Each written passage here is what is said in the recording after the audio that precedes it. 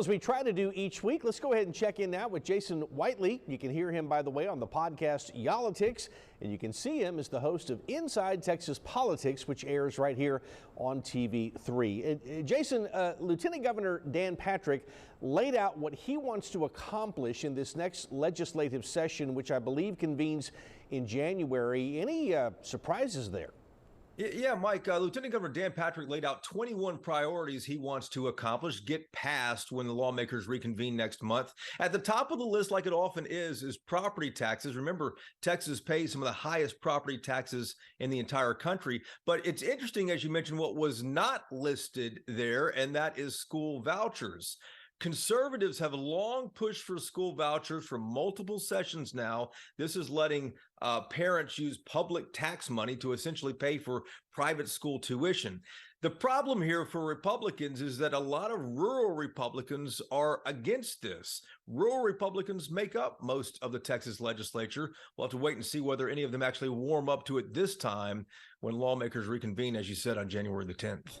Let's go ahead and look nationally for just a moment if we can. The marriage equality bill has now passed the House and the Senate, which basically codifies the right to same-sex marriage in federal law rather than just a Supreme Court opinion. What about the timing on that, and where did our Texas senators land?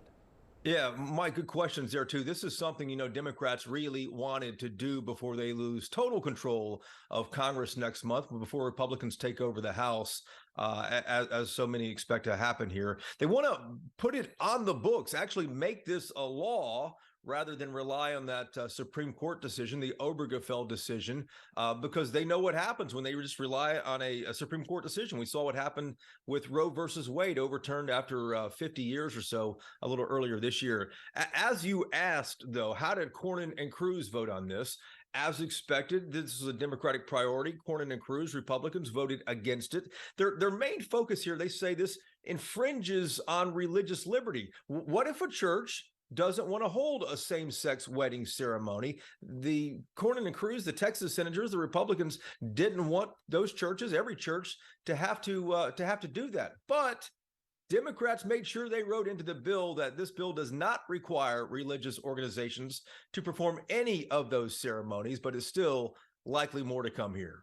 All right, Jason, we always look forward to talking with you. We'll do it again soon, sir. And just a quick reminder, watch Inside Texas Politics right here on KIII every Sunday morning at 5.